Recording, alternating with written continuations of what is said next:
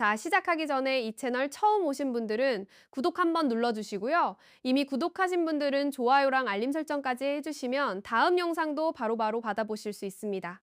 자, 그럼 오늘 얘기 한번 들어가 볼까요? 오늘 다룰 소식은 진짜 듣고 나면 머릿속에서 뭔가 하나가 딸깍하고 맞춰지는 느낌이 드는 그런 소식이에요. 바로 일론 머스크가 스페이스X의 새로운 인공지능 위성 군집 이름을 공식 확정했다는 소식인데 그 이름이 바로 스타마인드입니다. 스타링크 들어보셨죠? 이번엔 스타마인드예요. 이름만 보면 비슷해 보이는데 들어가 보면 완전히 다른 물건이에요. 일단 이 이야기가 어떻게 시작됐는지부터 짚어볼게요. 이번 주 초에 XAI, 그러니까 일론 머스크가 만든 인공지능 회사 쪽에서 상표 출원 하나가 포착됐어요. 그 상표가 바로 스타마인드였습니다.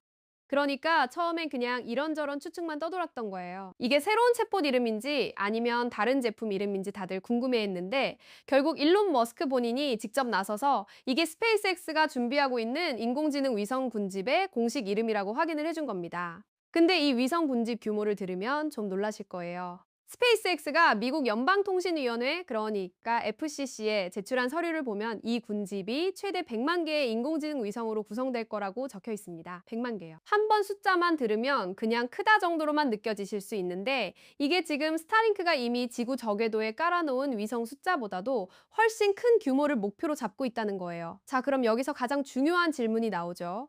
스타링크랑 스타마인드 둘 다 스페이스X가 만들고 둘 다 똑같이 궤도에 위성을 띄우는 방식인데 도대체 뭐가 다른 거냐? 이 부분이 오늘 영상의 핵심이라고 보시면 됩니다. 먼저 스타링크부터 짚고 갈게요. 스타링크는 우리가 흔히 알고 있는 위성 인터넷 서비스예요. 지상의 한 지점에서 데이터를 받아서 그걸 또 다른 지점으로 전달해주는 역할을 해요. 쉽게 말하면 우주에 떠 있는 초고속 인터넷 백본망이라고 보시면 됩니다. 그런데 여기서 중요한 포인트는 스타링크 위성 자체는 아무 생각도 안 한다는 거예요. 정보를 처리하거나 계산하는 게 아니라 그냥 한 곳에서 다른 곳으로 옮겨주기만 하는 거죠. 사실 이 역할은 땅속에 묻힌 광 케이블이 하는 일이랑 본질적으로 똑같아요. 광 케이블이 땅속에서 신호를 실어 나르는 거나 스타링크 위성이 우주에서 신호를 실어 나르는 거나 기능적으로는 거의 같은 일을 하고 있는 거예요. 그냥 위치만 땅속에서 우주로 옮겨 놓은 거지 하는 역할 자체는 똑같다는 거죠. 여기서 잠깐 재밌는 얘기 하나 끼워 넣을게요. 스타링크의 영향력이 얼마나 커졌는지 보여주는 사례가 하나 있는데 최근에 스페이스X가 버라이즌, AT&T, T모바일을 한 테이블에 앉혔다는 소식이 있었어요.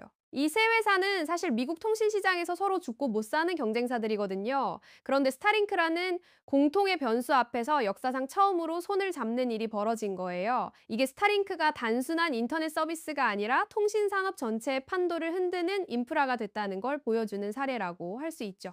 자, 이제 스타마인드로 넘어가 볼게요. 스타마인드는 스타링크랑 완전히 다른 일을 합니다. 데이터를 옮기는 게 아니라 데이터를 직접 계산하는 거예요. 이게 무슨 말이냐면 위성 안에 컴퓨터 처리 장치를 탑재해서 그 위성이 직접 인공지능 연산을 궤도 위에서 수행한다는 거예요. 그리고 이 연산을 돌리는 전력은 위성에 달린 거대한 태양광 패널에서 끌어다 씁니다. 이걸 좀 더 직관적으로 표현하면 스타링크 위성은 아주 빠른 파이프라고 보시면 되고 스타마인드 위성은 그냥 서버라고 보시면 됩니다. 파이프는 물을 옮기기만 하잖아요. 서버는 데이터를 받아서 그걸 가지고 뭔가를 계산해내죠. 딱 그 차이예요. 그러면 이게 실제로 어떤 의미를 가지는지 한번 풀어볼게요. 스타마인드가 구상하는 그림은 이런 거예요. 인공지능 모델이 추론을 돌리고 사용자의 질문을 처리하고 답변을 생성하는 그 모든 과정이 지상이 아니라 우주에서 일어난다는 거죠. 그리고 그 결과물을 지구 위 어디에 있는 사용자한테든 몇 밀리초 안에 쏘아보낸다는 겁니다.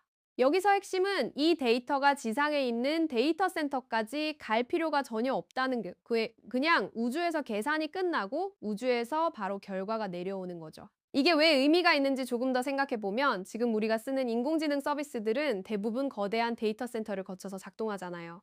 질문을 입력하면 그 데이터가 어딘가에 있는 서버까지 전송이 되고 거기서 연산이 끝나면 다시 그 결과가 내 화면으로 돌아오는 구조예요. 이 과정에서 거리와 네트워크 경로에 따른 지연이 생길 수밖에 없죠. 그런데 스타마인드처럼 연산 자체를 우주위성에서 끝내버리면 그 중간 단계가 통째로 사라지는 거예요. 지상 데이터 센터라는 존재 자체가 빠지는 거죠. 거예요. 여기서 채널 T3 시청자분들이라면 한 가지 더 흥미롭게 보실 부분이 있는데 바로 이게 스타링크와 같은 궤도 인프라 개념 위에서 만들어진다는 점이에요. 그러니까 완전히 새로운 발사 체계나 새로운 위성 플랫폼을 처음부터 다시 만드는 게 아니라 스타링크를 통해서 이미 검증된 궤도 운용 노하우와 인프라 기반을 그대로 가져다 쓴다는 거예요. 다만 그 위에 올라가는 위성의 역할만 완전히 다르게 설계하는 거죠. 한쪽은 데이터를 나르는 파이프로, 한쪽은 데이터를 계산하는 서버로요. 정리해보면 일론 머스크가 이번에 확정한 스타마인드는 스페이스X의 또 다른 거대 프로젝트라기보다는 스타링크라는 기존 인프라 위에 완전히 새로운 역할을 얻는 시도라고 볼 수 있어요. 통신을 위한 파이프 역할은 스타링크가 계속 맡고 연산을 위한 서버 역할은 스타마인드가 새롭게 맡는 거죠. 그리고 그 규모가 최대 100만 개의 위성이라는 지금까지 어떤 위성 군집도 시도하지 못했던 숫자를 목표로 하고 있다는 점에서 이 프로젝트가 가진 무게감이 다르게 느껴질 수밖에 없습니다.